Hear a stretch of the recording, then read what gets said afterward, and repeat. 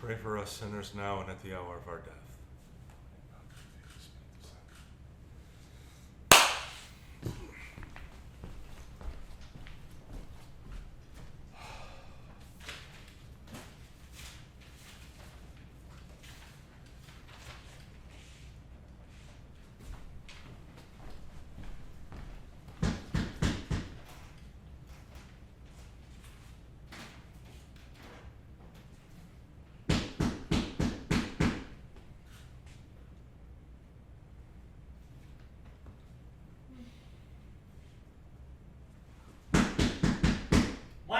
Michael, it's me. I have an appointment.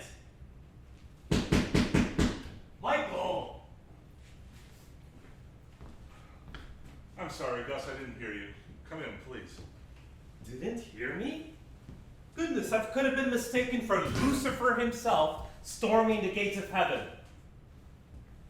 And you're a million miles away. I tell you, I've never been able to understand your work habits. You'll make a believer out of me yet in the out-of-body experience. Anyway, have you seen the article in today's paper yet? I can't stop talking about it. It's amazing. I never thought I'd say this, but that art museum actually knows about what it speaks. And to showcase your work for the whole year? What an honor! What pieces will you give them, Michael? Michael? Michael! I'm sorry, Gus, I was just thinking, working on this piece. What the devil? That rock? I'm stuck on this project. You remember the banker from Florence, Bella Filoni? You met her and her husband last year? Oh yeah, good gravy. How's that woman doing? She's just fine. Quite well, in fact. She and Franco just bought a vineyard. An endless supply of wine. The best way to deal with her. Is she still pontificating on her feminist throne? Quite regally, yes. I still cannot get over her gall. That modernist tripe she spouts. I understand, Gus, but you have to remember she's always been youthfully rebellious. You don't just lose that. Just look at you and me. We're older and not youthfully rebellious by any stretch. Correct. I keep forgetting. Anyway, how anyone can stand her for more than a minute?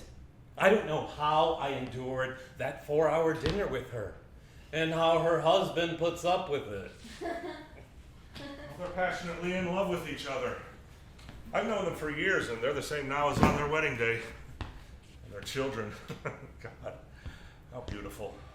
All of them. I bet they are.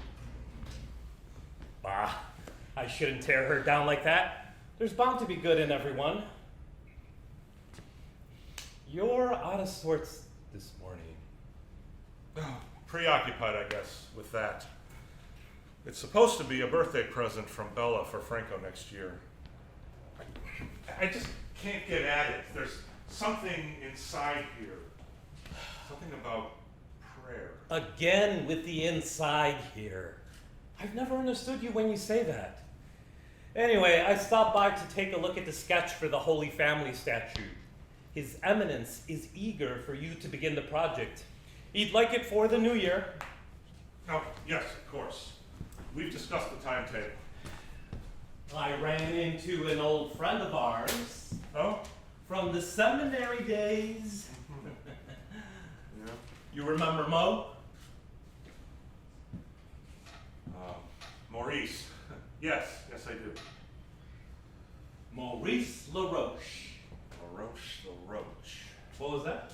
Yes, Maurice LaRoche. Where did you see him?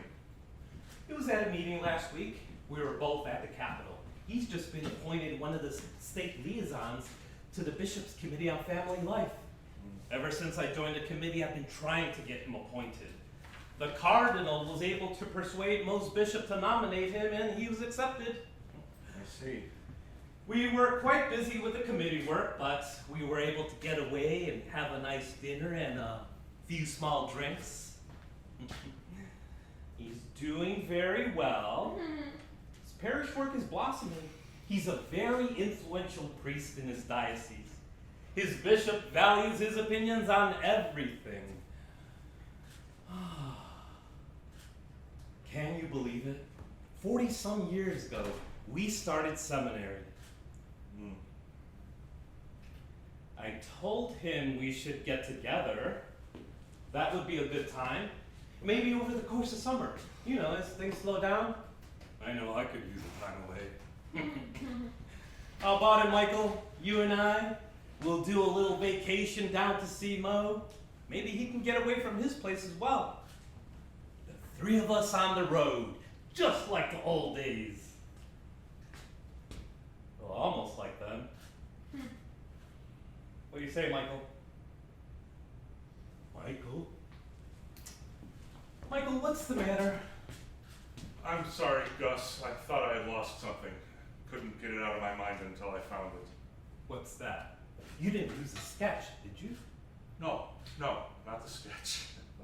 It's something else. Okay. Never mind, it'll turn up. So what do you think about the idea? Getting together with Maurice. I'll have to see. Check my schedule, of course. It'll be good.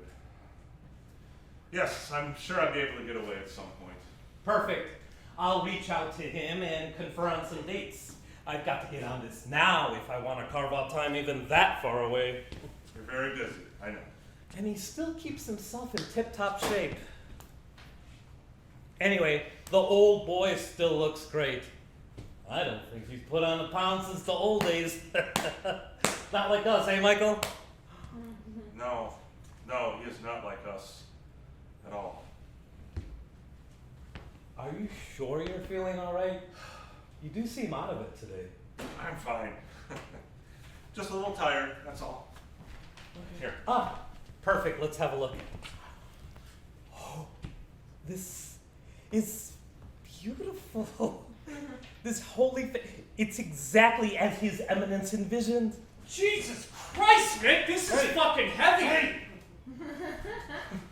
Oops, sorry, I forgot you had an appointment. Young man, have you no respect for the holy name and his minister who's before you? Hey, dude, easy there. I didn't mean any disrespect. Shit's heavy, though. Gus, Monsignor Gus Humboldt, you haven't met my new assistant, Thomas Cavallo. He finished school recently, creative writing program at the community college. Thomas, this is Monsignor Humboldt, who I've told you about. He's rector of the cathedral downtown and my classmate from our seminary days, my best friend. Nice to meet you. Sorry about the language. Indeed. Michael, a couple of notes on the sketch. Hey, you guys talking about the statue for the church? Yes, and we have a lot of work to do, so if you could just let yourself out, that would be awesome. Yes, I love the hair here. I think it needs a little bit more. I think it needs work, like, right there. Pardon me. And why would you say that? I think it's fine as it is. Think about it. Mary and Joseph have been looking for a place to stay. All night looking, probably, and they find this stable or cave or whatever the hell it was. Joseph makes sure it's comfortable and stuff like that. Mary lies down and has the baby. I mean, I think they'd both be a little bit more tired looking. Their clothes would be more wrinkled. Her hair wouldn't look that good. I don't care who her son is. I mean, come on. I would be crying my fucking eyes out if I was born in a barn smelling like shit. That is just about enough. You have no right to barge in here in the middle of a business transaction, spouting your Neanderthal musings about what improvements should be made to a piece of artwork about which you have no idea what you're talking. And the blasphemy spewing from your lips is highly offensive and does Michael here no good. Hey, dude, I didn't mean any disrespect. I just assumed you wanted my opinion. How could you possibly have deduced that I would be interested in what you have to say? I was in the room. I was introduced to you You were looking at the sketch out in the open. I walked up to you. You need to learn your place. You know, I'm not used to being seen as invisible. Mickey doesn't treat me like that. That's not what I meant. It wouldn't hurt you to learn a little discretion in your behavior and in your mouth. And besides, you didn't tell me to leave. Leave. That's all you had to say? Good. Now, Michael, as I was Sure. saying- Oh, fuck! I almost forgot! Good God! Does your profanity know no bounds? Oh, drats. It just slipped my mind! Nick, just tell me what you want done with the rest of the shit that's in my truck. Oh, pardon me. Allow me to rephrase. With what would you like done regarding the refuse in my carriage? Bring the wood in and lay it against the wall. Oh, did you pick up the bird feed? Yeah, you want me to put it in your room with that pterodactyl? Just don't feed her this time. Leave that to me. Hey, don't worry, Mick. Goddamn monster taking Hey. bits of my fingers. Mick, I swear to God, it snaps me one more time. I'll make a call to Colonel fucking Sanders. Over my dead body. Yeah, I fucking will. Do you mind? Begging your lordship's pardon.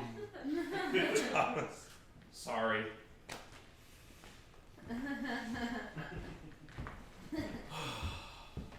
How do you get any work done with that degenerate around here?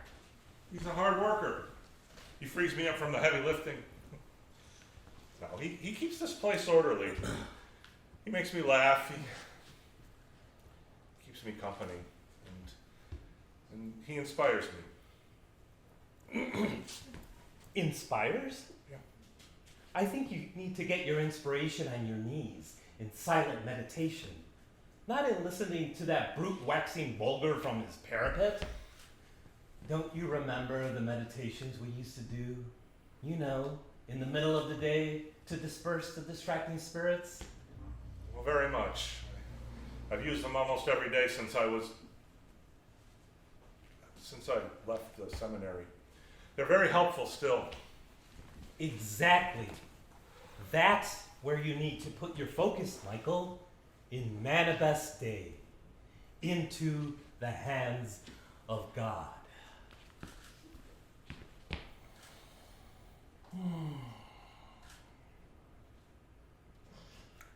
To this day, I use that mantra, especially with all my responsibilities.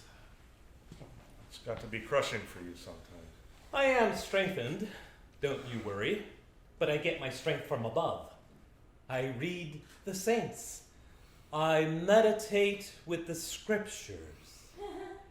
And I keep myself from particular friendships. And I fall on my knees and pray. Oh, I pray, Gus, but Thomas, he has an energy to him. I don't know. It's a love for life. No, it's more than that. I think it's a passion, a fire. He's a poet, you know. He studied creative writing and philosophy. He's just so full of life. I don't know what I would do without him. His energy, his fire, his love of life, his passion. We go out and his conversation is just, well, it's stimulating just to be with him. He's just so.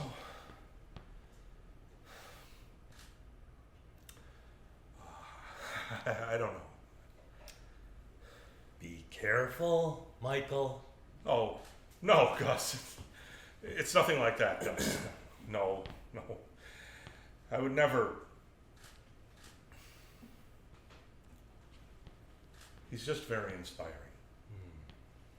I wouldn't want you to fall under any spell again. You can only be inspired by the things of God. He is the source of all goodness. Anything else will draw us away from him.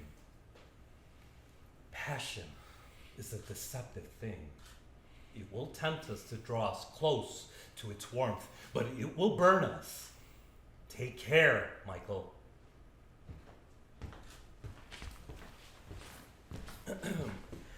Back to the cardinal statue.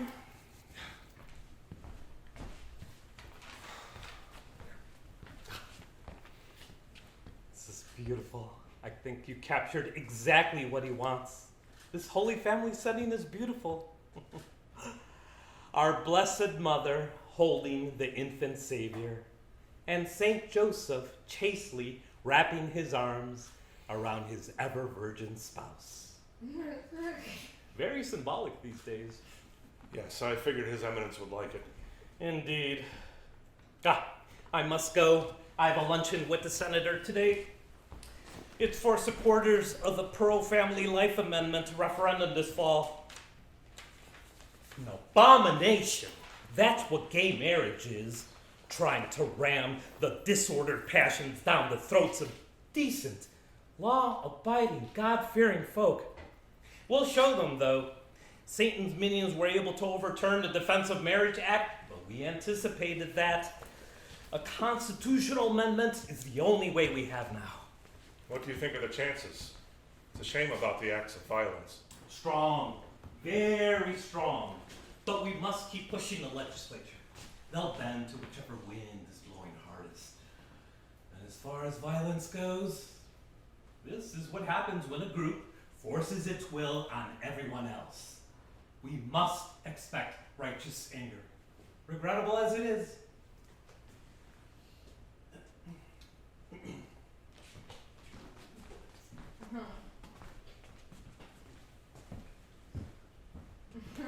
Yes, Gus.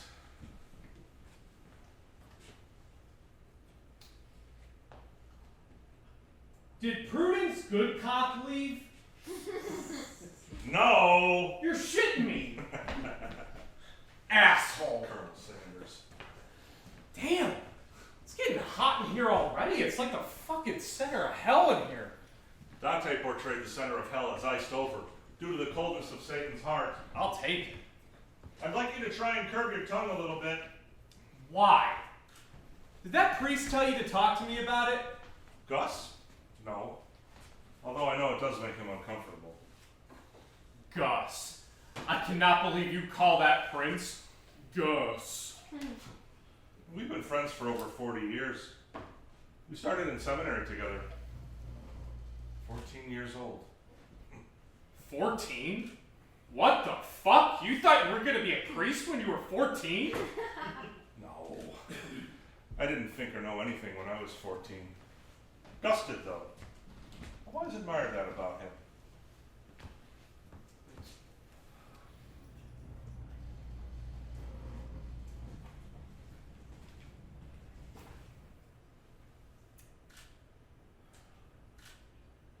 So why did you go to the seminary?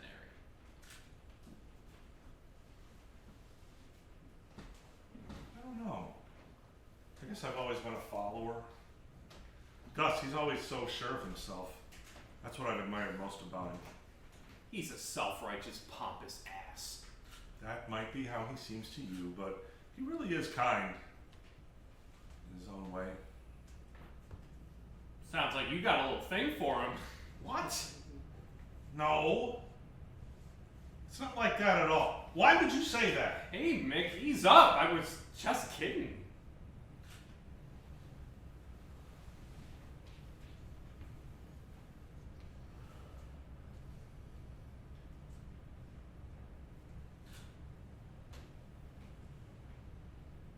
So why did you leave? The seminary, I mean.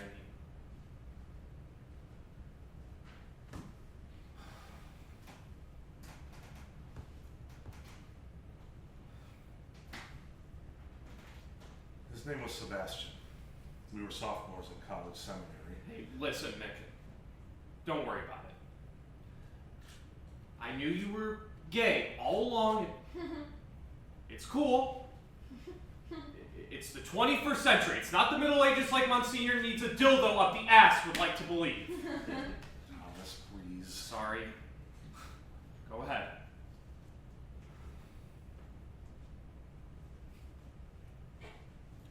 I've never felt. When I was with Sebastian, it was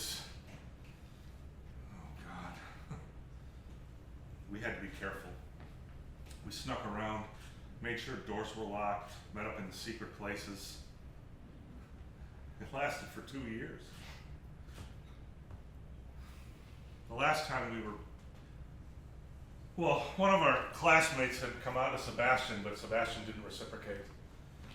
That other guy found out somehow about the two of us and told Gus.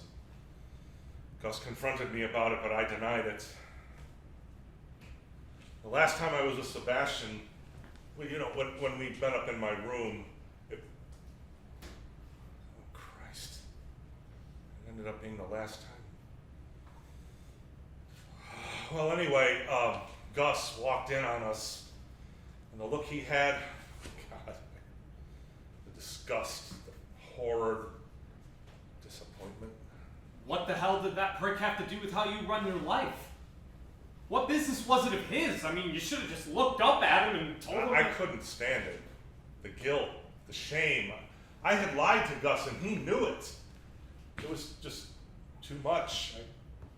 I told Sebastian it was over, and then... Fuck. Mick, you let that son of a bitch run your life? I mean, you should just tell him now to fuck off. You don't understand. Please, just stop, okay? You don't understand.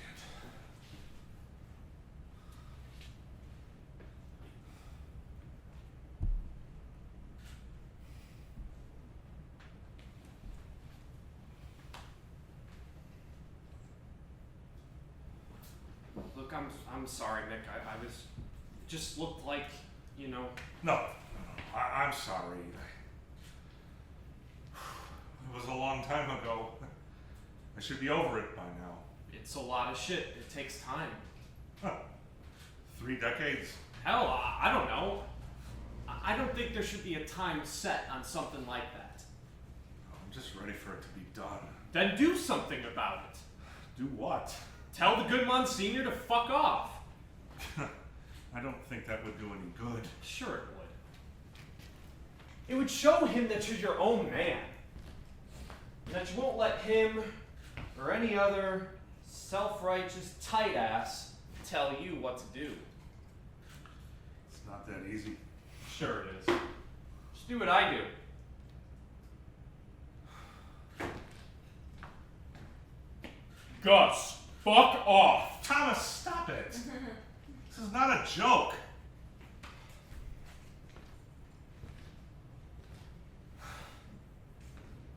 Look, I'm sorry, Mick. I was just No, trying to. no, I'm sorry. God, just a little edgy.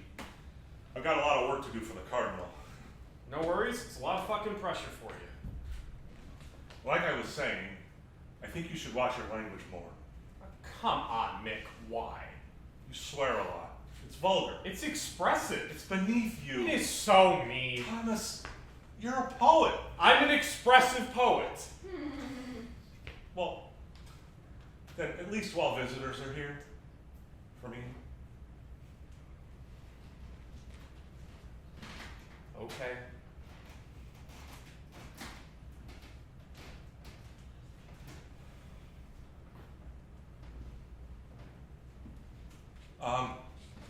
I need your help with the light over my bench. I can't get to it. Yeah, sure. You grab a new bulb, I'll clear the bench. Yeah.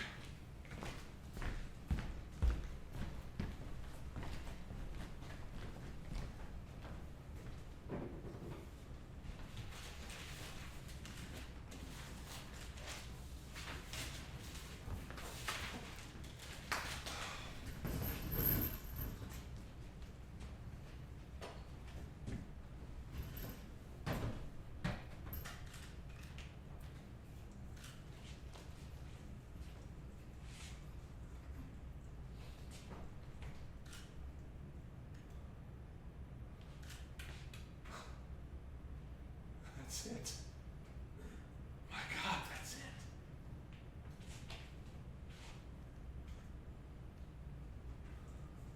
Mick? Hey, Mick? Could you hand me the new bulb? I'm not one of your damn statues. I can't hold this position forever. I'm sorry. Here you go.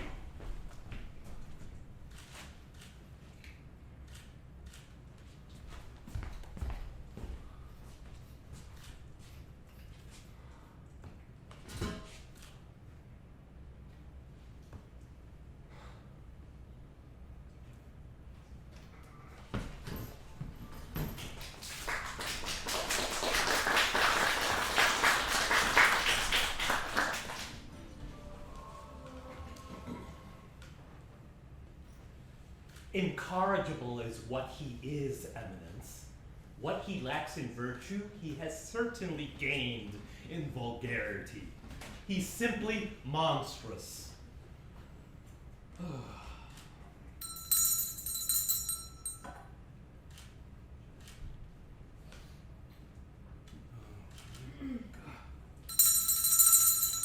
Yes, Monsignor.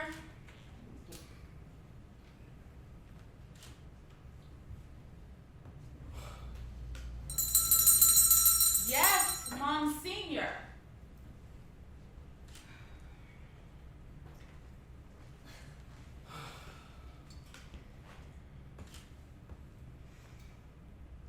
Thank you, sister.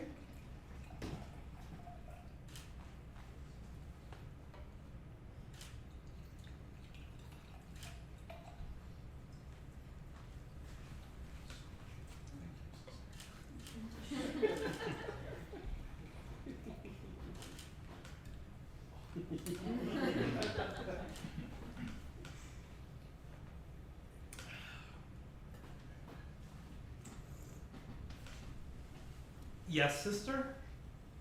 Well, Monsignor, if I may give my 2 cents worth, it seems to me that Mickey's assistant is just very passionate about things. He's a poet, you know, and an alumnus of the Academy. I've gotten to read some of his work that Sister Maria has kept. Sister Maria? Monsignor, Sister Maria Valetti, you must know her. She founded the Poetry Consortium several years ago. An amazing reputation in the literary circles, I hear. I'm surprised that- Maria Valetti is Sister Maria? Huh. I had no idea. Oh, Monsignor, don't worry. I only recently became acquainted with her as more than just a teacher. And as far as this Thomas goes, I know exactly what you mean. He puts on airs of a poet. He's nothing but a gigolo covered in marble dust. And I hear he's just as loose with these sexual mores as he is with his tongue. Sister, that's not fair. You know nothing about Sister him. You're just Elena, going- that is enough. Your function here is not to give your opinion about private conversation. Your 2 cents worth is a bit overvalued in your own mind. But far be it from me to spread gossip. Still, it wouldn't be surprising given what people say. Sister Elena, stay. I'm curious. Go on about Sister Maria and this young man. Well, as I was saying, I've never met him. I only know his work and a little about him from Sister Maria. Which is? He's very energetic, very passionate. His poetry is some of the best she's ever read. She encouraged him to enter a lot of it into contests when he was her student and afterwards. He won several collegiate awards. And what about his suspension from the academy and his expulsion? He doesn't even have a high school diploma, if you can believe that. Though it wouldn't be surprising given that type. Sister! What? How can that be? Sister Betty, you've been misinformed. Yes, Your Eminence, it's true. He was suspended twice in his senior year at the high school. For what? The first time for fighting, but he didn't start it. Sister Maria was there and saw the whole thing. She broke it up. She backed up his story. He was jumped one night in the school parking lot by some other boys. And what was he doing in the school parking lot at night? He was going to his car after track practice. And for what was he expelled? He wasn't expelled. He was suspended the second time for organizing the protest for Anton Gregorian after his firing. Gregorian. Gregorian. It was almost a decade ago, Eminence. Anton Gregorian was let go from the faculty of the Academy due to an illicit affair with another man. Ah, I remember. The protests were strong. They were, but we held our ground. Thomas started a petition. He was expelled for starting a petition? I hardly believe that. He was not expelled. In addition to the petition, he contacted the American Civil Liberties Union and the newspapers. That's how they got in on it? He was the one? Indeed, of all the arrogant, misguided gall. The administration brought Thomas up on disciplinary charges, but they were all dropped after Mr. Gregarian agreed to a settlement and went away quietly.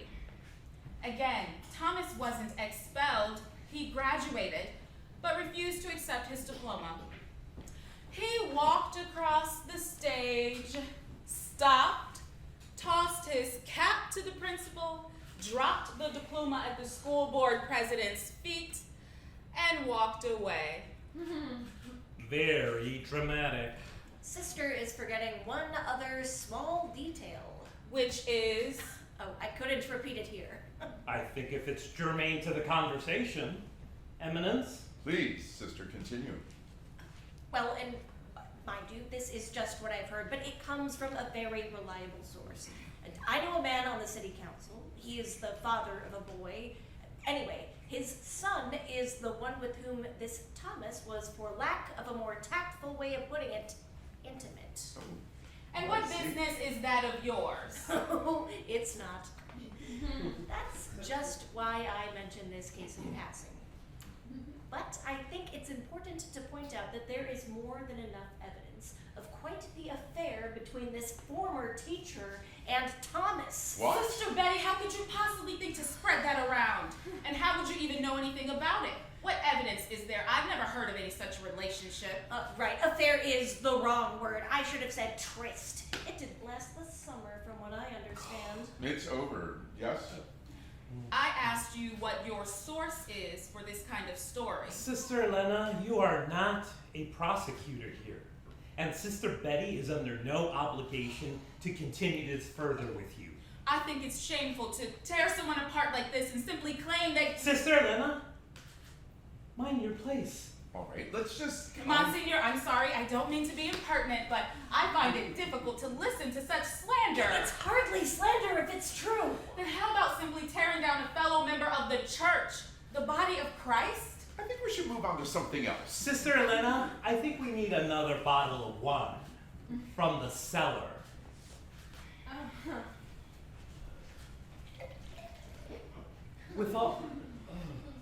With all due respect, Eminence, why we indulge her opinions, I'll never understand. It was enough that we took her into the rectory as a favor to her mother superior, but enough is enough. I understand, but it was your idea to begin with, remember? So accept it as a cross for the peace of her convent. Now I think we should all just calm down. Yes, Eminence.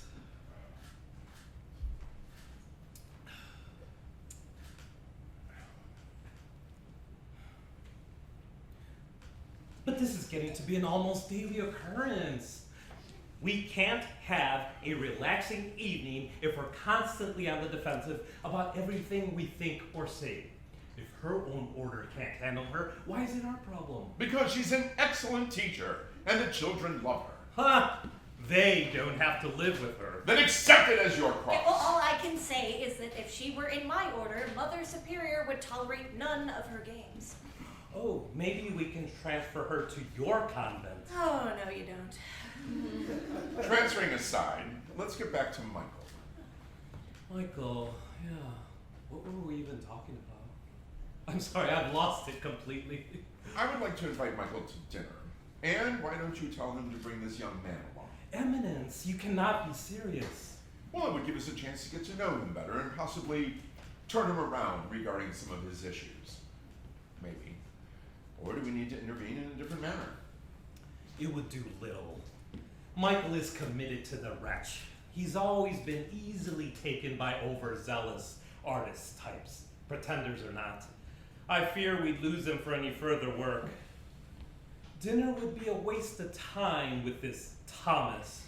I doubt he'd know what to do with the extra fork.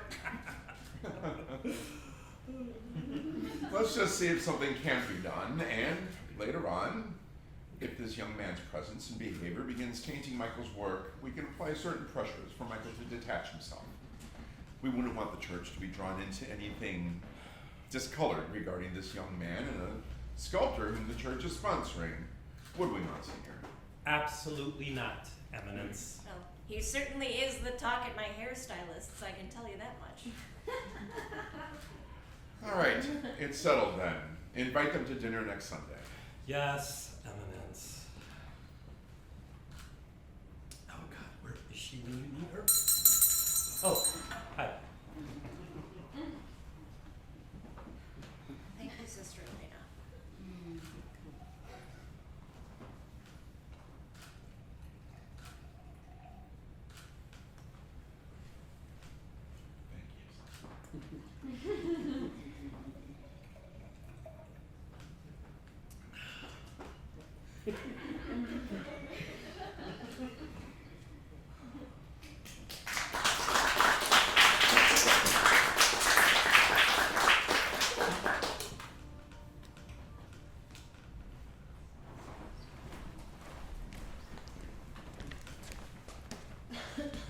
You look fine. Don't worry. What the hell are you doing to me, Mick? Introducing you to polite society. Just follow my lead. Christ, I think the last time I wore a suit, I pissed my pants. What? Well, hey, don't judge me. I was like 4 or something. Relax. Stop fidgeting. And please watch your language. Good afternoon, you two. It's good to have you. Please come in. Sister Elena, this is my assistant, Thomas Cavallo. Thomas, this is Sister Elena, one of the new teachers at Buonarroti Academy, and the Cardinal's, well, what would we call it? His Eminence's chief cook and bottle washer. No. Literally. Don't worry, Mickey. I teach seniors. I don't have much ego left. Nice to meet you, sister. Thomas is an alumnus of the Academy, sister. Yes, Thomas, I know. I've read some of your poetry. Sister Maria kept it. She thinks a lot of your gifts, you know. Yes, sister. She's told me that. Thanks, though. Eminence, your guests have arrived. Eminence, thank you for this honor. Let me introduce you to my assistant, Thomas Cavallo.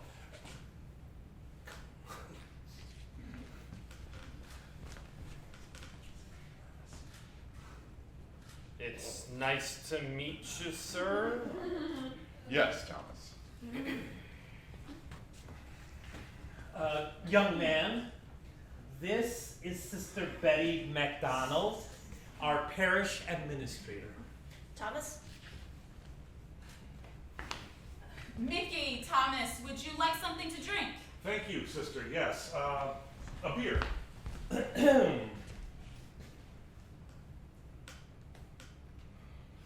Sorry, sister. I'll have a scotch and a splash of water.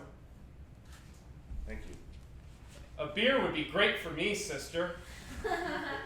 Oh, let me help you, sister. Young man, you are our guest. Sister is quite capable of getting the refreshments. Please, Thomas, join us. Michael, I've seen your final renderings for His Eminence's statue. It's a fitting tribute to his devotion to the Holy Family. Thank you, sister. Yes, I think it's a splendid addition to the vestibule. The first thing one sees when entering the house of God, and magnificent statement on the family. Thanks, sister.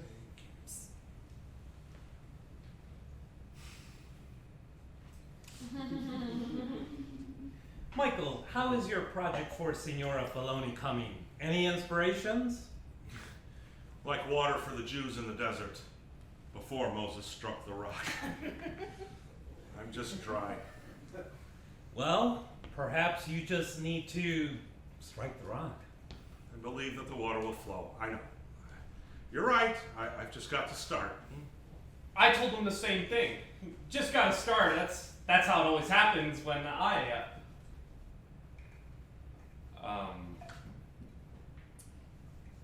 when I write. So, Thomas, you write. Yes, sister. Poetry, I understand. Oh, lyrical poems, I hope. Not so much. I have a few. I prefer more free verse. I I've also written a lot of prose poems. Prose poems. That's a bit of a contradiction in terms, wouldn't you say? It's different, that's all. A different form. Well, a piece of writing is either a poem or it is not. Oh, sister, there is a large body of work in literature that is well established and doesn't follow traditional lyrical style. What I mean is that what is acceptable as poetry is very broad. T.S. Sister Eliot. Elena, we will need our beverages replenished. Yes, Monsignor. Poetry is a fluid form, sister. When I write, a lot of times the words, the feeling of the words, it doesn't come out in a set meter or rhyme. Good poetry has a form, and it is in set meter or rhyme. You know, if it was good enough for Shakespeare, it should be good enough for everyone else. Here, here. As I was saying, Michael, your sculpture will be a wonderful addition to the cathedral and a relevant statement on the family. Statement on the family? What do you mean by that? Excuse me, young man? What you just said. About the family, like what are you talking about? Like how do you think it's going to do that? Let me explain, Eminence. I think our young friend here is a little out of the loop on relevant social issues. We're trying to get the amendment on the referendum. Yeah, I know all about the amendment. Yeah, the fact that I know something about it kind of shakes your world, doesn't it? Really? Why don't you give us the Reader's Digest version? Oh, wait, I'm sorry. Maybe you should give us the social media edition. I'm sure we'd all just be fascinated with your tweeting on the subject. Maybe you should start a petition or call the newspapers or the ACLU. Monsignor! Now, let's just... No, it's okay, Cardinal, sir. Look, Monsignor, you could say whatever you want about me. I don't care. I did what I did because Mr. Gregarian's rights were getting violated. I stood up for him because no one else was. He was getting fucked, and I tried to help him, but that goddamn... Thomas! Excuse me. But that amendment is trouble. And the Defense of Marriage Act has already been struck down, and the attempt to skirt around the Supreme Court's decisions, or better yet, make them change it, those jackasses, it's not gonna work. Look, Cardinal, with all due respect, if you think that making marriage the exclusive right of heterosexual couples is going to save the family, then someone's blowing someone somewhere. Sorry about the language, Nick. Monsignor, I think what Thomas is saying I is... know what he's saying, sister. I don't need an interpreter. So, you're in favor of destroying the institution of marriage? Ruining this great society of ours and opening the doors to social decay and collapse? I'm in favor of letting adults make decisions about life commitments for themselves. Who are you, or the government, to legislate what marriage is and isn't? And how can you throw your lot in with those pricks in the government? I mean, those hacks won't even defend life in prisons or that of immigrants. Why should they hypocritically defend marriage based on a religious belief? Well, you can hardly The compare... church is the guarantor of truth and the interpreter of the divine will. We have an obligation to lead, joined hand in hand with our God-fearing government leaders. Very convenient.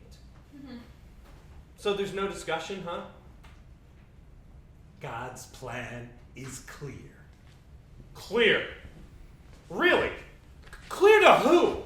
You're saying that I pose more of a threat that if I get married that... Thomas.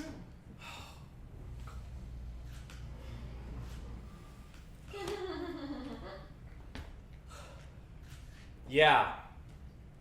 I'm gay. all the rumors are true. I mean, is anyone here really that surprised? Hey, don't worry. I'll try to keep my hands off you guys. Okay. Okay.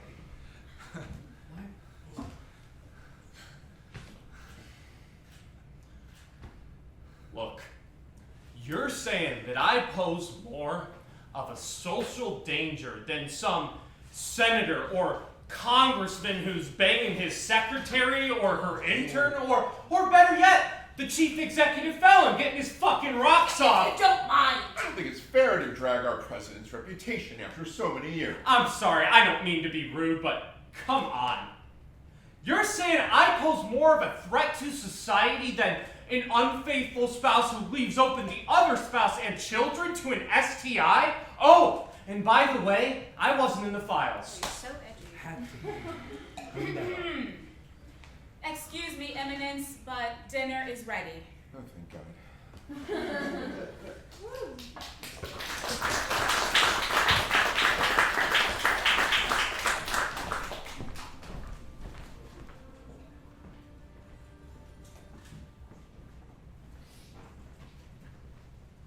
The lips touch breezes, the kiss of gods. Where doors once silent now speak it. None can utter words to break it. And on its breast, blood does streak it. Thanks.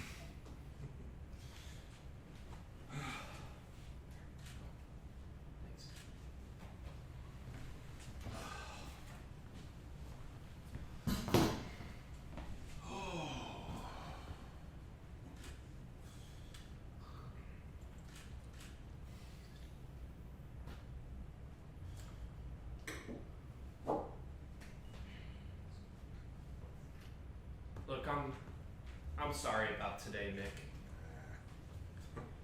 It's just that they made me so mad. Their smug attitude about everything. That's the shortest dinner party I've ever been to. And no dessert either.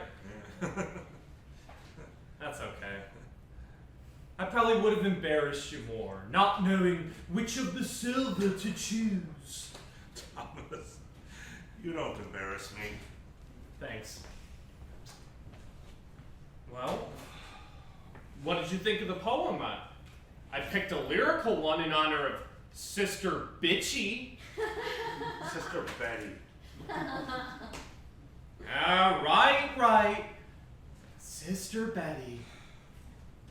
Well, anyway, what did you think? I don't know what to say. The power, the feeling. I'm not going to say anything. I'm afraid of spoiling the moment. It's one of your best I've heard. It's the kind of depth I wish I could get to with my work.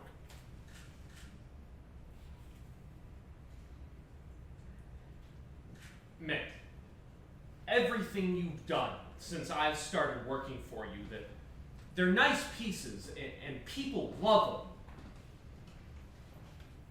But they're very safe. What I mean is, when you cut something into stone, it's like, I don't know.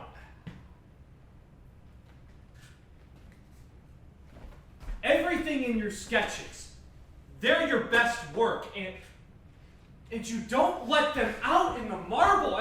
Your drawings are so intense that the reality is amazing. I mean, nobody, and I mean nobody, can draw a guy's body like you. I mean, you are a dating app's dream.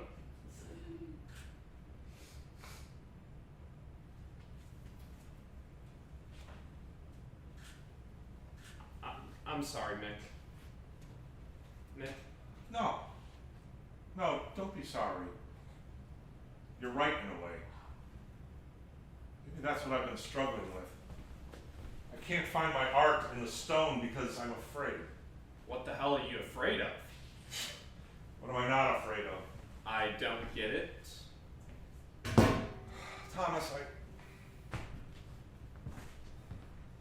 when I was...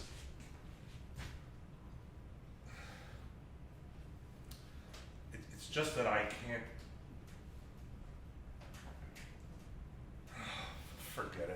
can't talk about it. Never mind.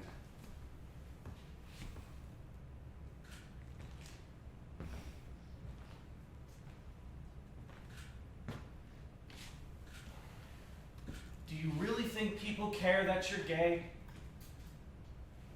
I don't care what people think. Oh, right. Right. You know, that shit might work when you're talking to the cardinal, but I don't buy it. I don't care whether you buy it or not. It's nobody's goddamn business. You're right.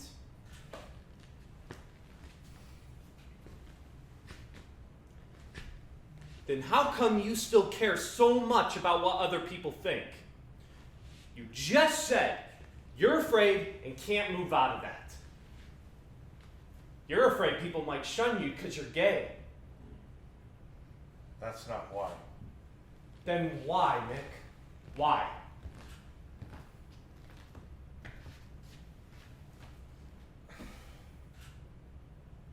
Look, I think it's best if we call it a night.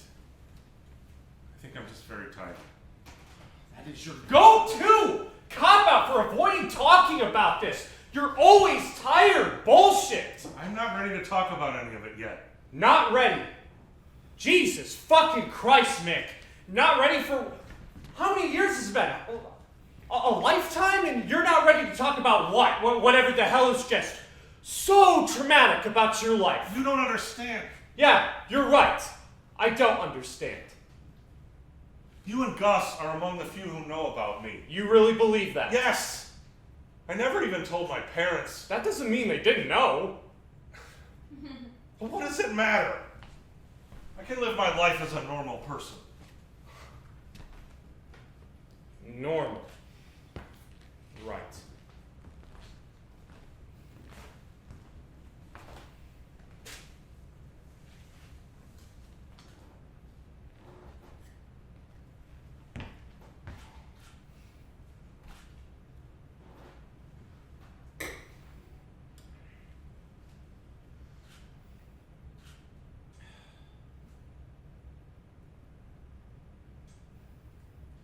You know what normal is for me?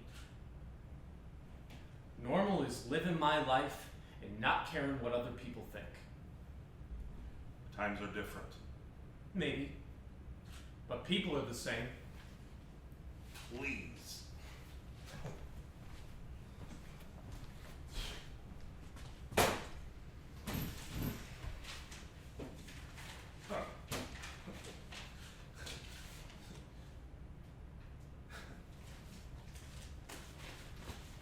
Do you know that I had kids come to my door last year from one of the public high schools? They were selling candy for their LGBTQ support group. You realize that when I was in high school, seminary or not, they would have been strung up on a pole, not to mention expelled, public or private school.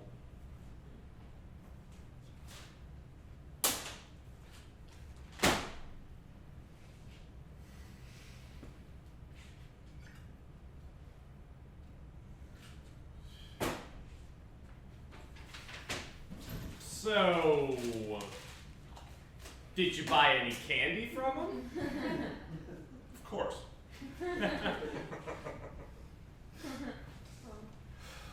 Come on, Nick, do you really think you'd be treated any differently than those kids? No, I probably wouldn't be. But it's just... I don't know. So we're back to where we started. Yeah.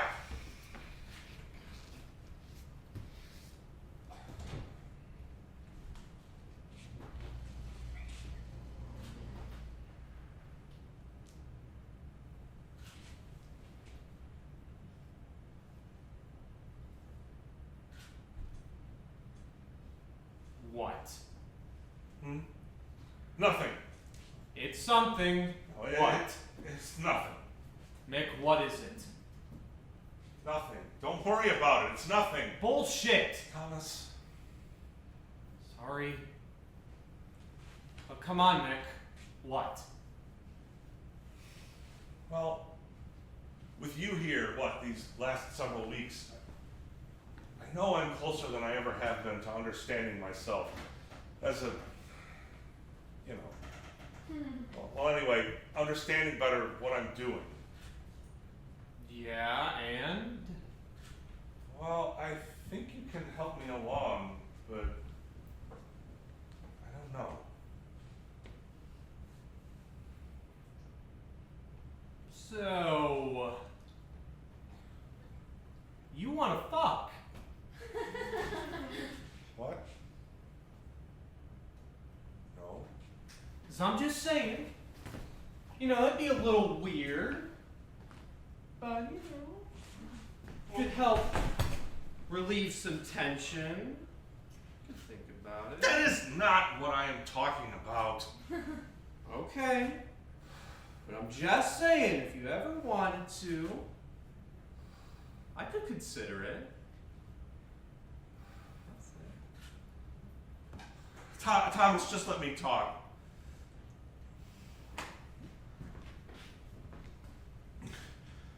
What I wanted to say was that when you were changing the bulb over my bench the other day, it was you. I saw you in the marble block. Up until then, I'd just been looking for what's safe, huh? Looking for what everyone else wants, and not what's in there.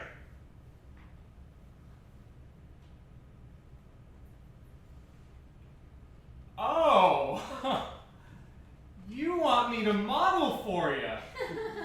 You want me to model for you, don't you, huh? No, Yeah. it's dumb. Yeah, let's see. You stuttering around, trying not to say what you really want to say. You don't want me to give it to you up the ass, which is exactly what I think you need.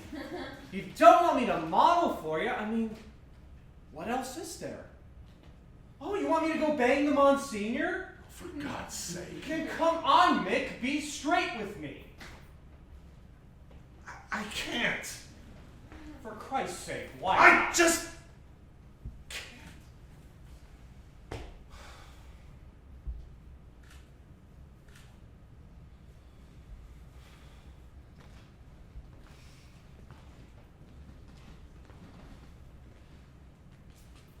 Let me model for you.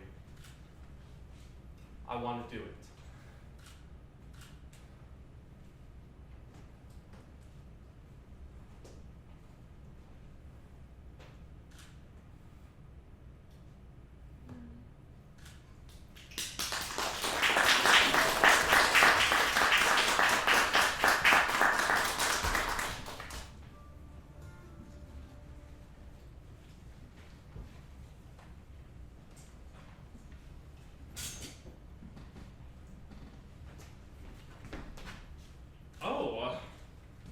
Hi, sister.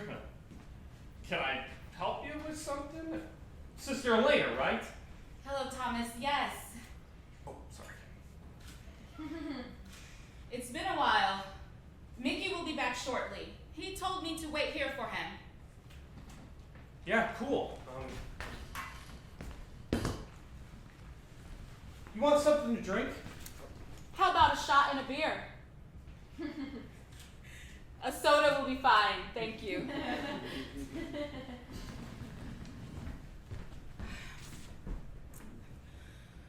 I should have stopped by a long time ago, you know, after the dinner. I am sorry about that. I wanted to talk to you, but I guess I let my schedule get away from me. You know, grading papers, meetings, cooking, blah, blah, blah. My excuses are endless. Your boss sends you? Monsignor Humboldt did send me. That asshole. Sorry, sister.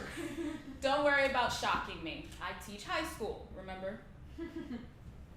And now you're a gopher. And you don't seem to get along with that priest from what I can tell. Or that other nun. Unfortunately, my role is to be seen and not heard. And how come you don't live with the other nuns? I remember in elementary school going to the convent and raking leaves. They all lived there. Why don't you? I don't do well under a heavy hand. My superior and I worked out a sort of agreement. I'd go away for a while, and she'd let me continue to teach at the academy. So why are you even a nun? Boy, you don't hold back, do you? Well, I didn't mean anything bad by it. I was just asking.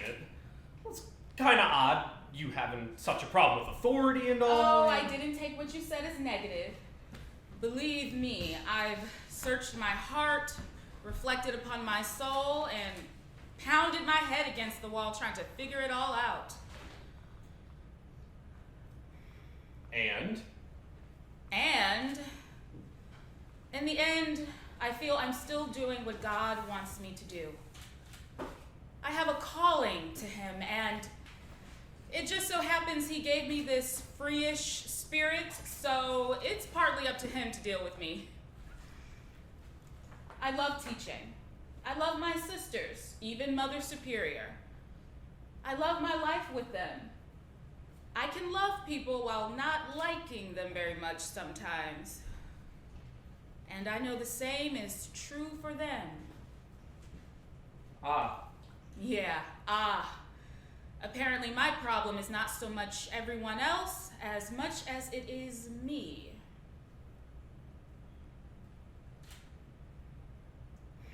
It's gotta be hell for you, living with that crowd at the rectory. It's a place to toss my veil.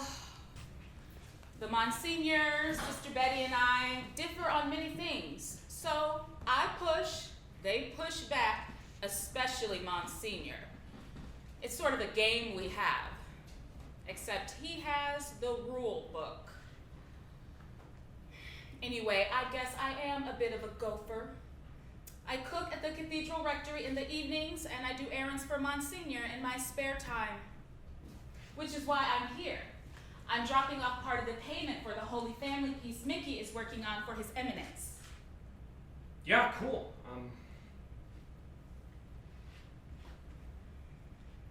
So what do you think of the place? Oh, I've been here before. I love it. Mickey is so prolific. And these sketches over here, I can't pull myself away from them. This one in particular, remarkable. The resemblance. This is you. Yeah. You like it? It's quite good. I think Mickey has caught your passion, your struggle, and your hope. This is a very hopeful expression. Nick talked a lot about hope. Whatever that means. But this doesn't bother you? Why should it? I'm not exactly wrapped in swaddling clothes. No, you're not. Does it bother you that I'm looking at a picture of you in the buff? No, it's art. Exactly my point.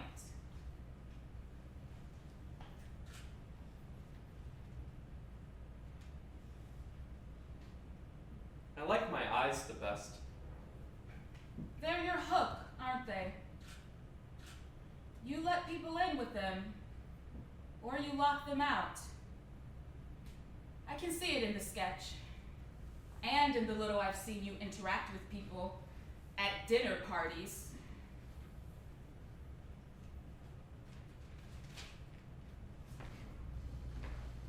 Is that why you're really here? Huh. That priest thinks I need to be cured. How about you? For you to be cured of what? Being gay, what else? Why would you say that? Are you serious? Okay, well let's see. For one, I'm going to hell because I'm gay. I can't get married, I can't go out, I can't have sex. First of all, you are not condemned to hell for being gay. Human sexuality is a gift. Yeah, a real gift. I believe it is. Great. Well, I'd like to exchange the gift for a sweater. You don't see its true value. Value. Huh. You see all the guys lined up outside my door? You're not that superficial, Thomas. I can see that very easily. You've got a strength about you that goes beyond the physical. You want more out of life than a bunch of guys banging at your door. Pun intended, by the way.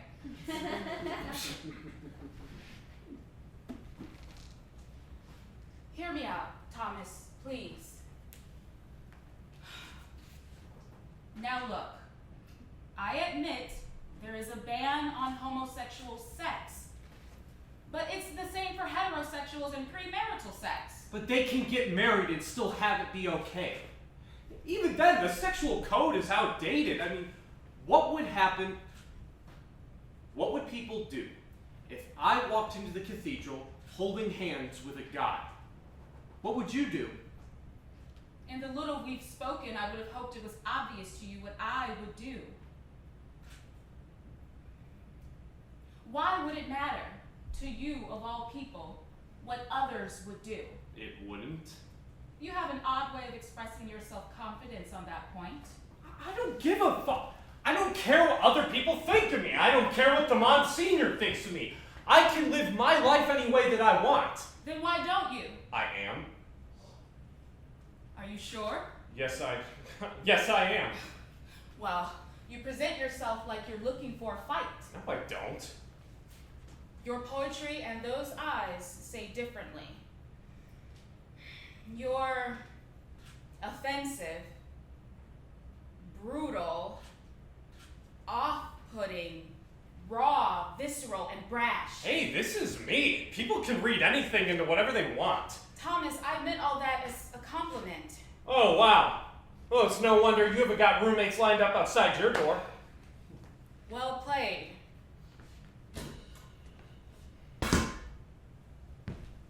Listen, what I meant was that, well, anger is a powerful emotion and usually expresses itself as a mask for something else. I don't think you're really looking at the pain inside.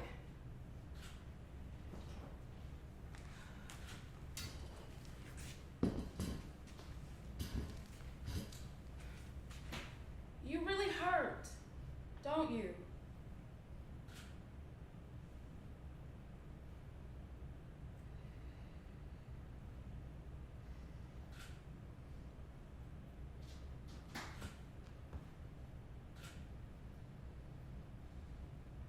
I don't go out much. With other guys, I mean. There was one time. We were in high school. He was my best friend. I'd always had a crush on him ever since we were little kids. One time we were watching a movie at my house. Two guys kissed. And he asked me if I ever kissed a guy,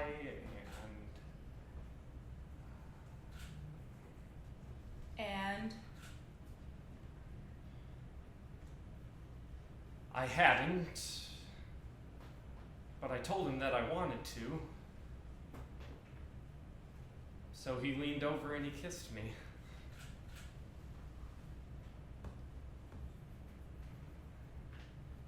And it went further until, well, neither of us could hold out very long. It was over before we even got our clothes off, and afterwards it was pretty awkward. He avoided me for weeks, and by the time we started talking again, it just wasn't the same. Thomas. After high school, I didn't exactly graduate. I refused my diploma. I know. Yeah, kind of infamous. Well, after the ceremony, I went driving around and I stopped at one of the teachers' houses. He was my favorite teacher. Well, he and Sister Maria. He had been fired that year, and I'd go over there a lot and talk to him about what happened and stuff. Mr. Gregarian. Yeah, you know about that? About his firing and you fighting for his job? Yes. Anything else? Thomas, I don't listen to wagging tongues. It's true.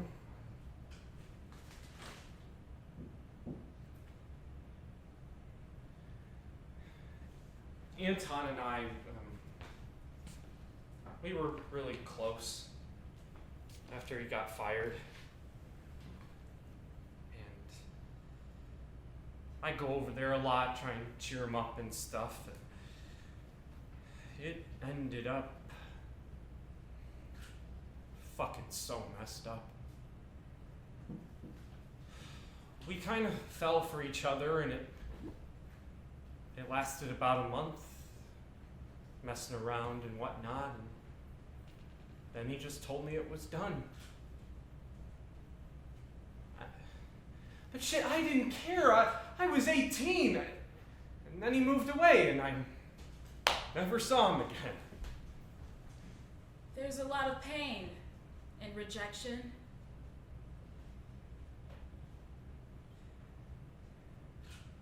You know, I've never spent an entire night with a guy. I guess I just don't fit in. I don't do hookups, I don't go clubbing, I don't drink that much.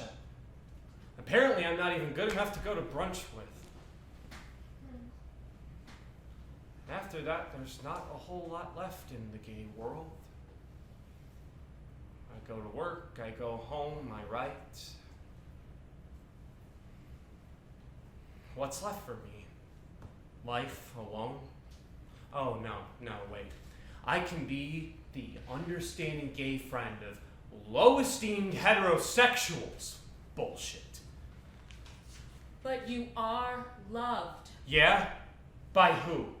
Some god who's just waiting to throw me into hell?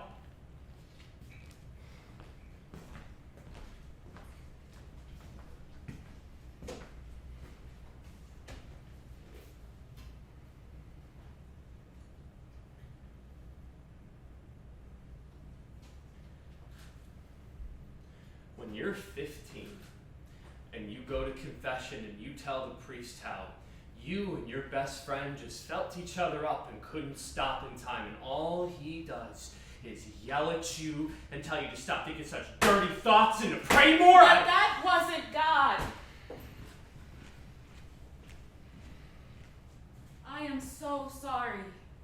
Thomas, I can't answer for a priest, a human being, remember, who was probably so uncomfortable, so out of his league, so scared by what you told him that he reacted like that. Just know that you don't have to be alone. I should be okay by now. I felt like this. Felt like what? Felt like what? Thomas.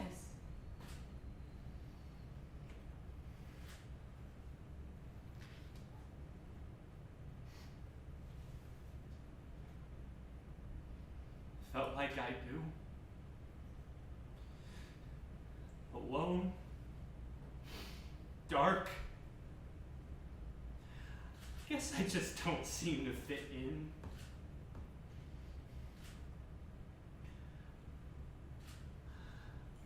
I just want to be with. I just want someone to know.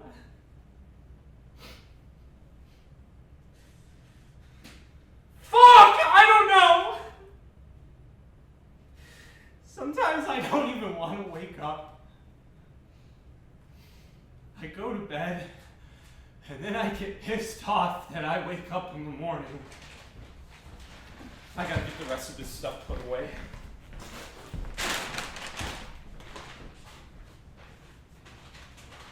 Sister Elena, I'm sorry to have taken so long. No problem, Mickey. Your wonderful assistant and I were just getting better acquainted. We were talking about your drawing of him. Huh? Oh,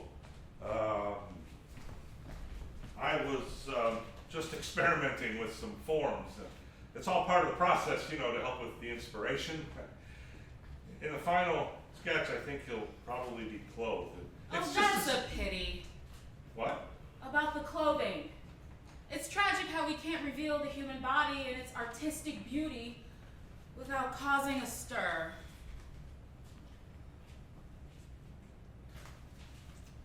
The fig leaf faction is alive and well these days. This doesn't bother you? It looks like you're more uncomfortable than I am. A little bit, yeah. Still, I think in the final piece he'll probably be clothed. I think it would be better.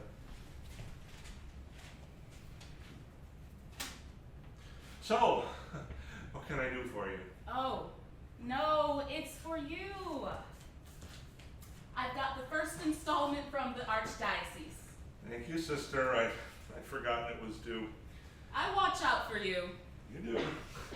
By the way, it's about time for our little excursion over here from the academy with my seniors. They're really excited. I'd like Thomas to be here as well. Oh, 2 artists for the price of 1. I can't resist that deal. well, we'll both be here anytime you say. I can adjust my life around anything.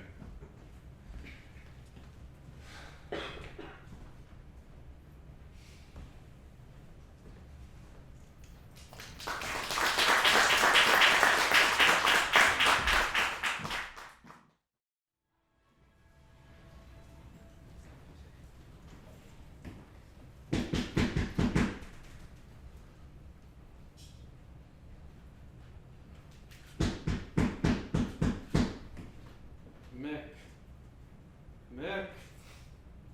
Mickey, the door. Shh. Come in. Good morning, Michael. Oh, goodness. Oh, young man, please. A little decorum?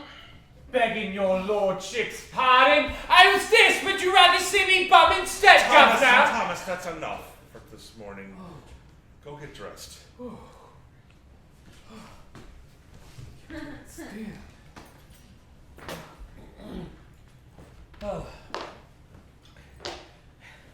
Well, Michael, do you mind, please?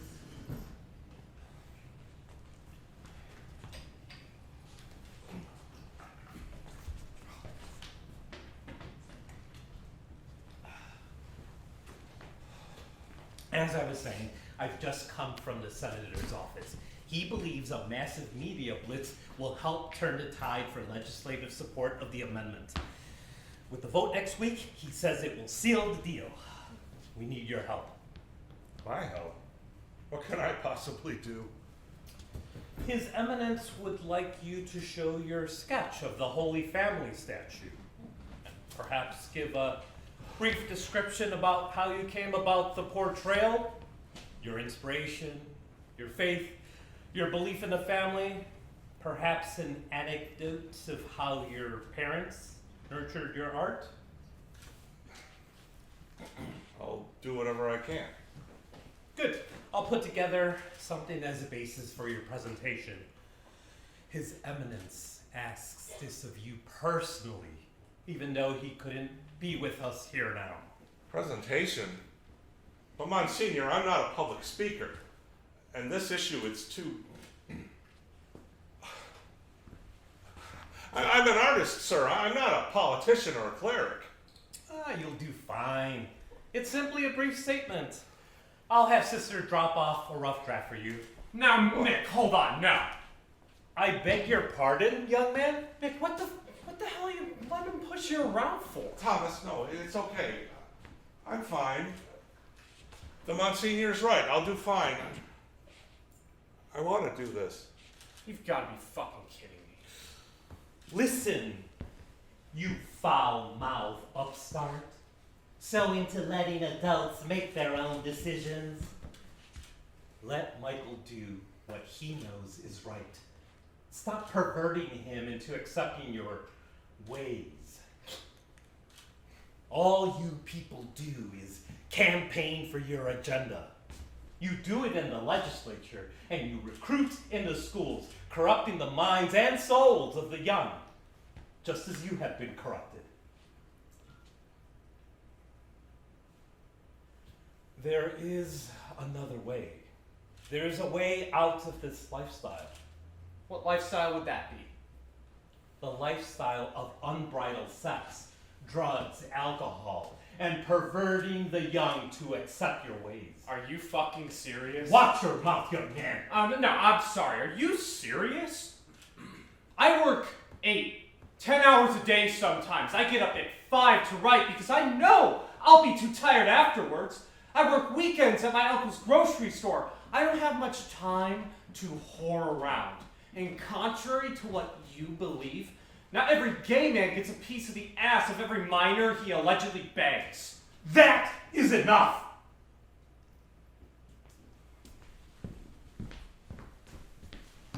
Goodbye, Michael. I'll be in touch. Yes, Monsignor, thank you. And I'm sorry.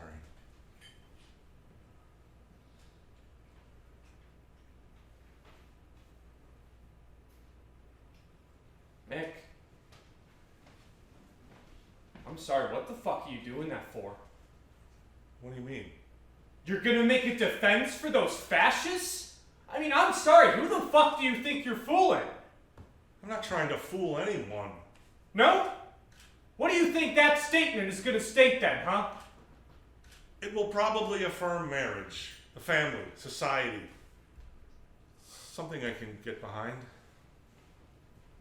There won't be anything offensive about it. No, nothing offensive. I gotta get dressed.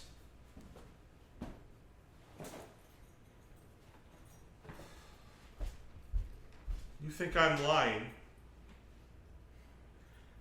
I think you think you're being honest. That upsets you? That's not why I'm upset, Mick. Mickey, look. You and me, we are so similar, but we are so different. I mean, gosh, I don't get you sometimes. You live in this make-believe world of caged birds and pious priests and holy holies. Shit, I don't know what else. Make that statement. You're an artist. How can you forget that and make that goddamn statement? But I agree with it. I believe what the church teaches. Marriage is between one man and one Would you woman. just stop? For one goddamn second, would you just fucking stop? I talk to you as a gay man, as a human being, not some trumpet for hypocrites. Don't you remember the conversation we had not that long ago? You are living this double life, and it is eating you up. I'm fine with it. The world doesn't need to know everything about me. You're right.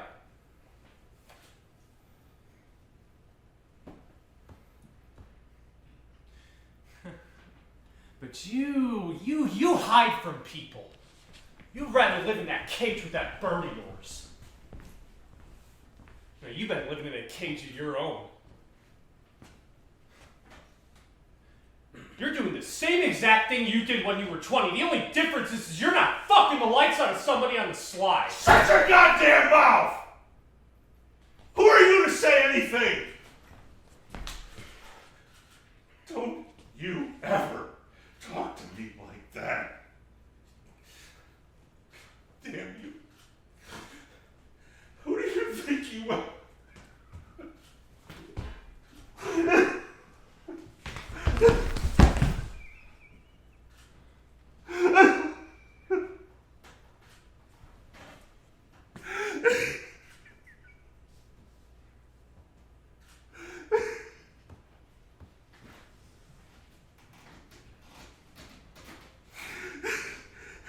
Mickey, it's gotta be lonely for you.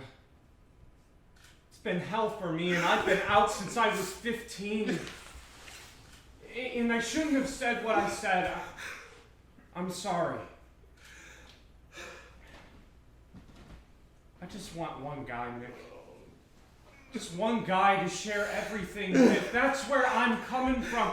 And people are trying to stop me. That's what I see you trying to do by reading that goddamn statement and you just hiding again. That's not. I want that too, but it's just.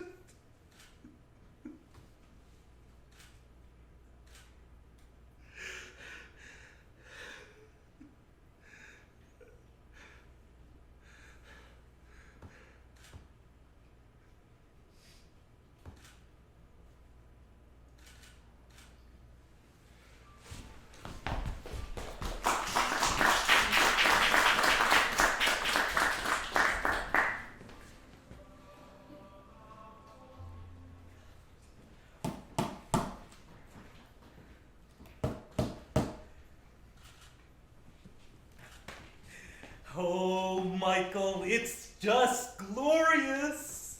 And you finished ahead of schedule, in time for Christmas. It's a fine tribute to answered prayers on stopping gay marriage. Young man, you'll see in the end that this is all for the best. Yeah? Who's best? Everyone's best. A people who stand for nothing will fall for everything. You see that on a marquee outside some church? Yes, I knew His Eminence would appreciate it. And I'm glad you like it, Gus. Monsignor. Not just His Eminence and I, Michael, but the city, the whole state.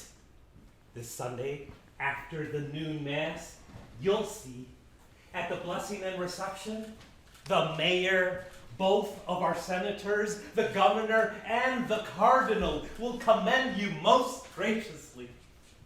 Yes, Monsignor, it will be quite an honor. It's a well-deserved honor, Michael.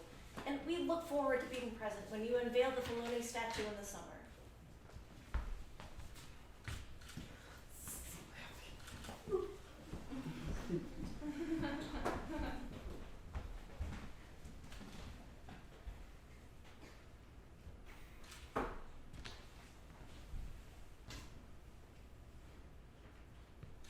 The guys from the moving company will be here in a few. I'll go grab the ropes.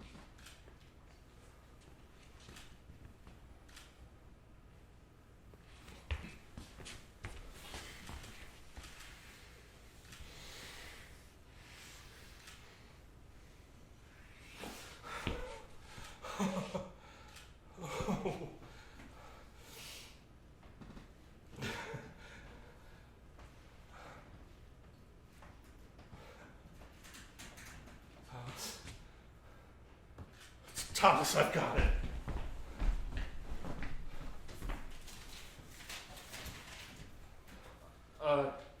Sure.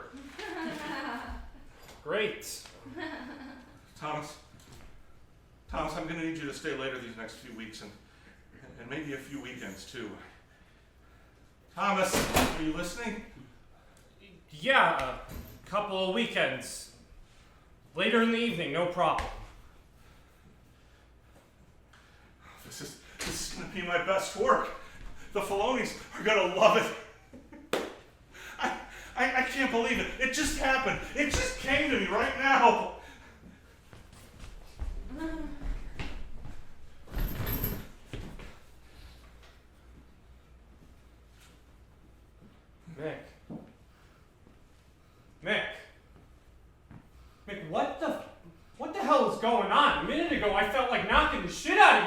down, just like, I don't understand. What the fuck is going on? Don't worry about it. I can't tell you. It'll spoil everything. Spoil what? Don't worry about it.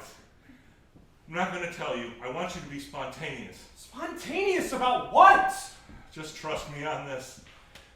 I know what I'm doing, and for the first time in my life, I know why I'm doing it. Doing what? Thomas. Shut up. Now, I know how I'm going to finish the sketch for the Filoni statue, and then I can start working on it in the marble in the morning. Oh, and then we can start planning to get the front lawn and the studio ready for the Filoni's visit. Bella and Franco want a public unveiling, and I want everything to be just right.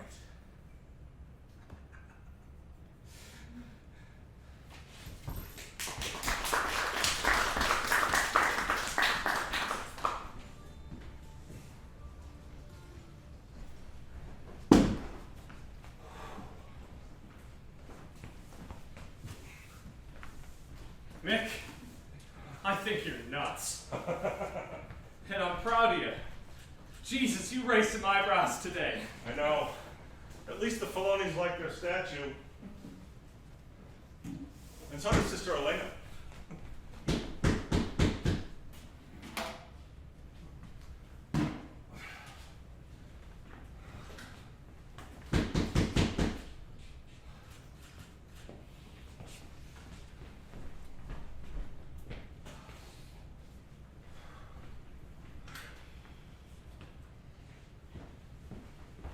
Michael, what could you have possibly been thinking all this time? What sort of abomination, my lord, a sacrilege? I can't even get the words out of my mouth. Never, in all the time that we've known each other, you're responsible for this. Hey, dude, just lay off. Gus, this is my work from start to finish. It's all my inspiration. Inspiration. My goodness. Demonic possession is what it is. Hey, what the fuck's your problem? You are. Thomas, no, it's okay. It's okay. Please. Monsignor, Sister Betty, let me explain. The Filoni sculpture expresses the ultimate in human desire for The base human desires, you should add. the whole of human desire for union with God. Isn't that what prayer is? Gus, listen to me. Christ showed his love for us by shedding his blood, the ultimate sacrifice. The man in the sculpture, his eyes, his muscles, straining to grab a hold of Christ's feet, desire in his entire body. The man in that sculpture has an erect penis. But you have to look. Sexual desire, Michael. Physical desire for a crucified Savior. What has that to do with prayer, with divine union? It is simply the unholiest of fetishes in which our God-fearing Christian nation was founded. It's scandalous. It's a symbol. Sister. That desire is symbolic of all physical and spiritual desire. Look, when two people are together sexually, they can't get any closer. The expression is set up to be very physical, emotional, spiritual. It radiates That out of... aroused homosexual is craning towards Christ, Michael. No. This young wretch has poisoned you, as they will do, taking you into their cause. It's just like Sebastian. It's disgraceful. It's my cause, too. I can't hide. Not anymore. No, Michael, stop. Stop right now. Let's talk. Listen to me, Michael. I know you. You've always been easily influenced. You sway one way or the other. You've always been like that. And who's always gotten you back on track? You have, Gus. I've always looked to you for that. Good. I'm glad to hear And it. it's time I started thinking for myself. Taking stands I should have taken a long time ago, but was too scared to do it. I cannot not be me, Gus. Not anymore. But the scandal, the embarrassment, to the church, to the cardinal. Goodness, Michael, he is humiliated. That wasn't my intention. That is the result, though. It's your responsibility. You must denounce it. Take down that sculpture, destroy it. Destroy it? Well, it's a gift. It's my work. It's me. I can't denounce myself, Gus. I've done that for far too long. No, I won't do it anymore. I can't. We'll pay to have a new statue commissioned. I have a lot of donors lined up eager to have that piece redone. That piece redone? And several donors with a lot of money, Michael. You'll be compensated generously. Do you think this is about money? Absolutely not. It's about principle and truth. Exactly! And Principle and truth. Unchangeable, immutable, eternal truth! I am me, Gus. I am who God made me. In His image and in His likeness for reasons only He understands. God made me who I am, changeable, mutable, finite me, to be part of His unchangeable, immutable, eternal plan. Me. what are you saying? You cannot have forgotten Sebastian Fisher's suicide. Sebastian drowned, He Michael. killed himself. It was an accident. It was a suicide, goddammit! It was a suicide, and it was my fault. No, you mustn't believe that. It was my fault. I don't have to believe it. I know it. But, all right. Even if it was a suicide, we can't blame ourselves for things out of our control. God damn it, Gus. Jesus. You are intelligent in so many ways, but my God, you are so naive. Sebastian and I loved each other in that particular exclusive way. In that unnameable, forbidden way. You saw us together, for God's sake. Fucking Mo. The Reverend Monsignor Maurice LaRoche. He tried to come on to Sebastian and got pissed off when Sebastian turned him down. That's a lie. No, it's not. Sebastian told me what happened. He and Mo went down to the tavern and drank a little too much. And then they went for a walk, and Sebastian shared a little too much. LaRoche misinterpreted it and made a pass at him. Sebastian had to almost fight him off. He came to my room afterwards. He was really scared. And then LaRoche found out about the two of us and told you. Sebastian went to the rector about it, but it didn't do any good because LaRoche's bishop had too much influence in the seminary, so nothing was done to him. That is absurd. It's what happened!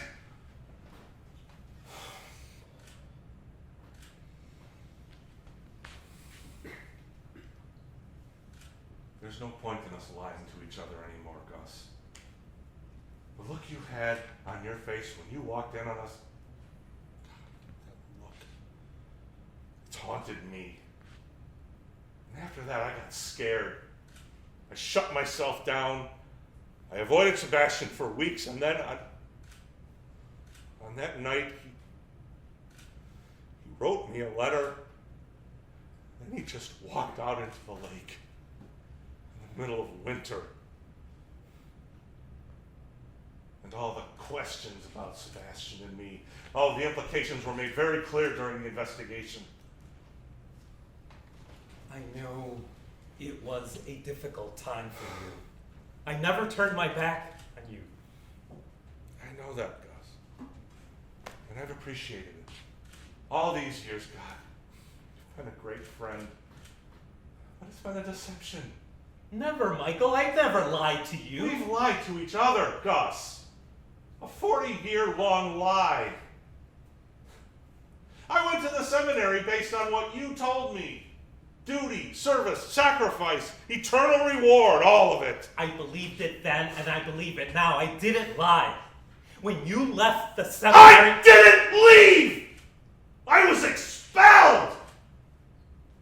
Call it what it was, Gus. Very well. You were expelled. But look at you now. You're successful. You're admired. You're living your passion for the church, for God's glory. And the price. It's drained me. I have hidden myself for so long, I don't have anything left. This project, it gave me something I haven't felt since Sebastian. It gave me me. Do you understand that? We don't live for ourselves, Michael. We do all for God. Oh, God damn it. Stop it, Gus. Just stop it, please. I am not some terrified 14-year-old. I'm a man. I'm a man who's cowered for far too long.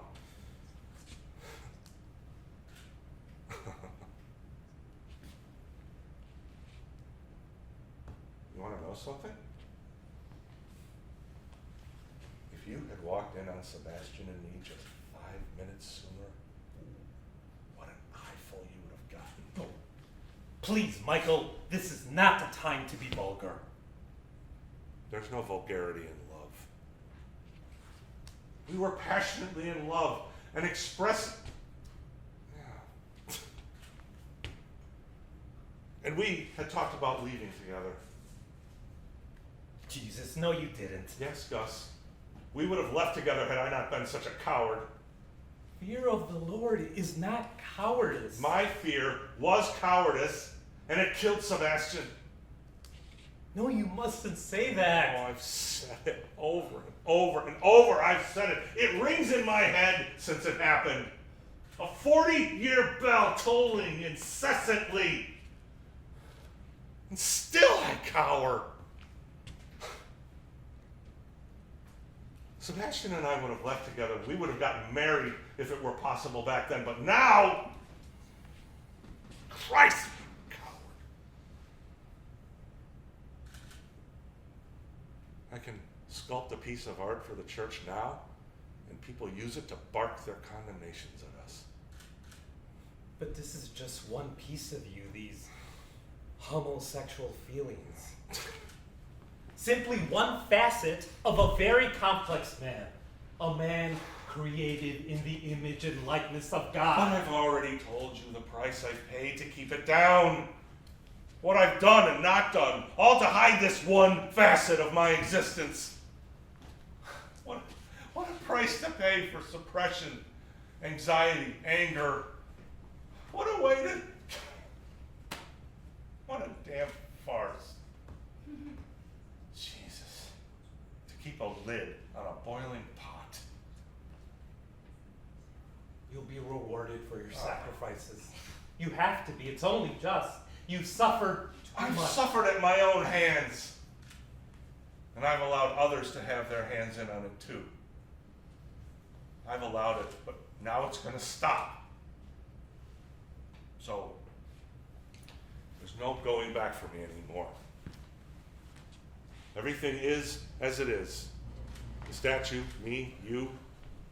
We are who we are and what we are. Come on, Senior, it's time to leave.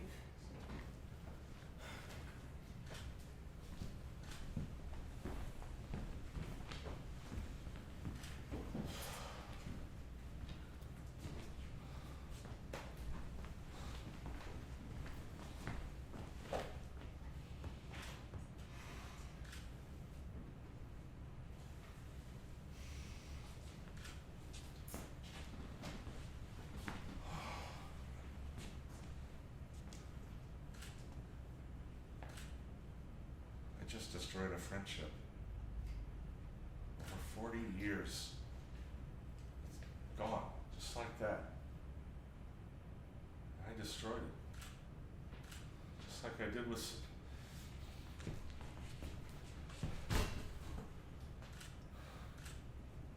He's the one who destroyed the friendship. I did it. There's nothing left of it. Give it time.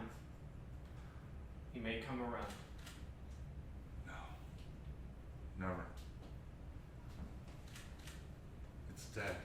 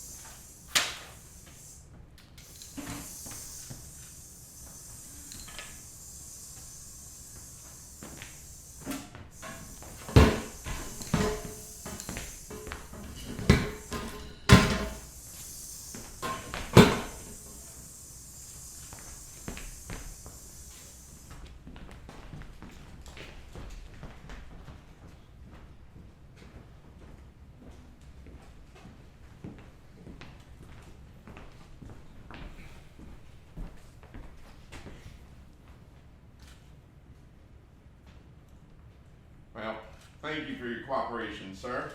I think we got everything we need. We'll be in touch.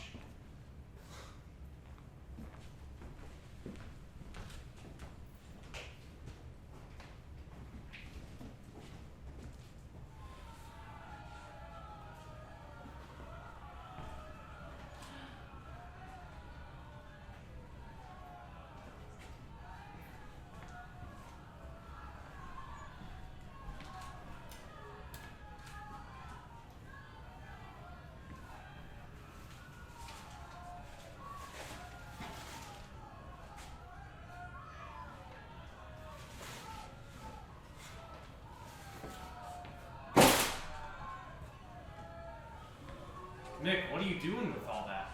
Just put them over there, please. Where? In the fire. You're shitting me!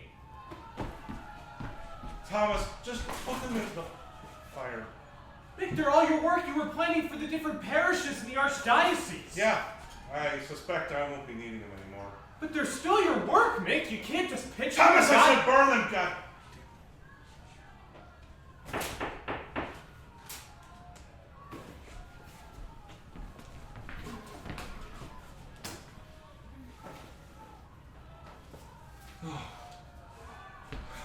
Good morning, Mickey. Oh my God, Mickey, what happened? What did the police say? Oh, they'll try and find something out. You know, this is all my fault. I should have expected this kind of... Stop it, damn it! This is not your fault! Thugs did this! Fascist fucks! This is horrible. And Michael, this is not your doing. This is hateful and criminal. It's the coward's response to what their stupidity doesn't allow them to understand. Right. But still, if I hadn't done the sculpture in the first place, or maybe if I'd have just taken it back like the This is Monsignors- not... Yeah, if you'd done that, you would have felt worse. And think about how you made the Filonies feel. I mean, you made them so happy. He's right, Mickey. Thank you. So how did you hear about this so soon? I hadn't heard. I was coming over here anyway. I need to speak with you now, before... Let me get out of the way. I'll keep cleaning up, Nick. I'll see you later, sister. No, Thomas, please stay. I want you to hear this too. I was worried when you didn't answer your phone or respond to my message. Thank you, sister. I'm sorry I didn't get back to you. I'm fine though. I'm more worried about them out there. Yeah. Sure doesn't sound like they're planning a nice brunch for us at the tea house. You can't hide here, Mick. He won't let me go out there and knock the shit out of someone. All right, that's enough, Thomas. Sister, we'll all be over soon. They'll leave me alone soon enough. Mickey, I wanted you to hear this from a friend first, and not some cold business letter from the archdiocesan finance office.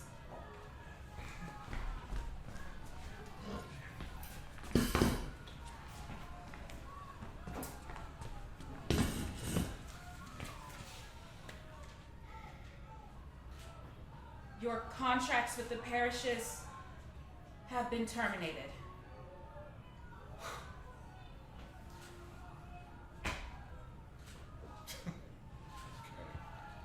The letter will be delivered today.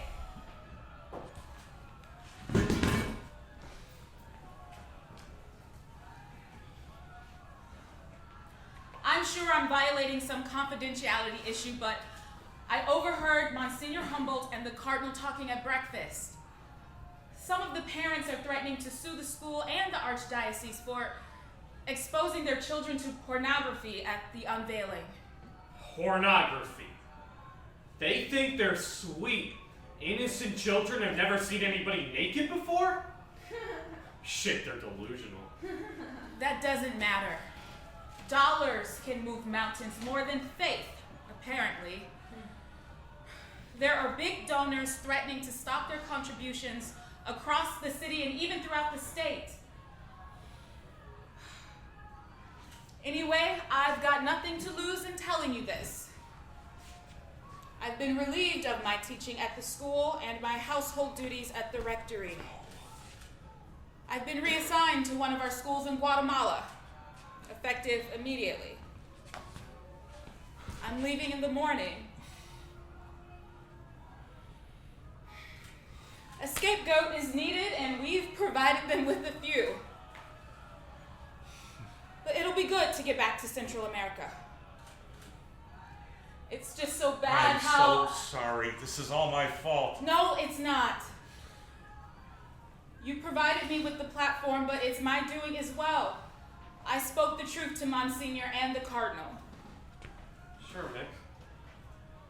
Just like you didn't force me to model for you. We do this because we believe in your art and in you. I'd better get going. Packing and all.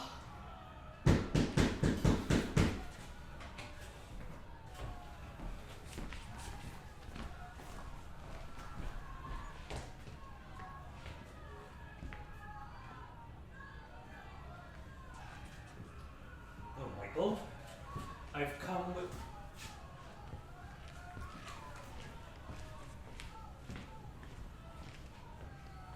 My God. This is regrettable. This was never my intention.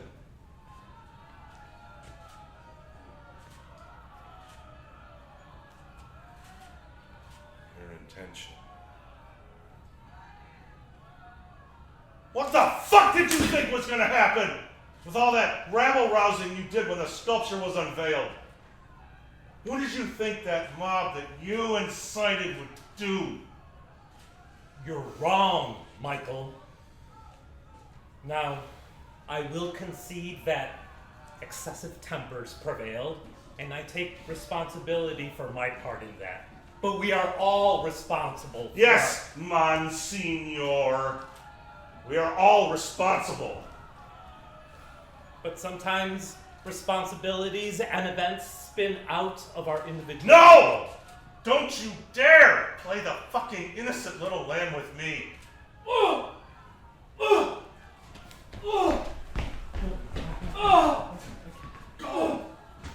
Get out! Leave him alone, Thomas! No!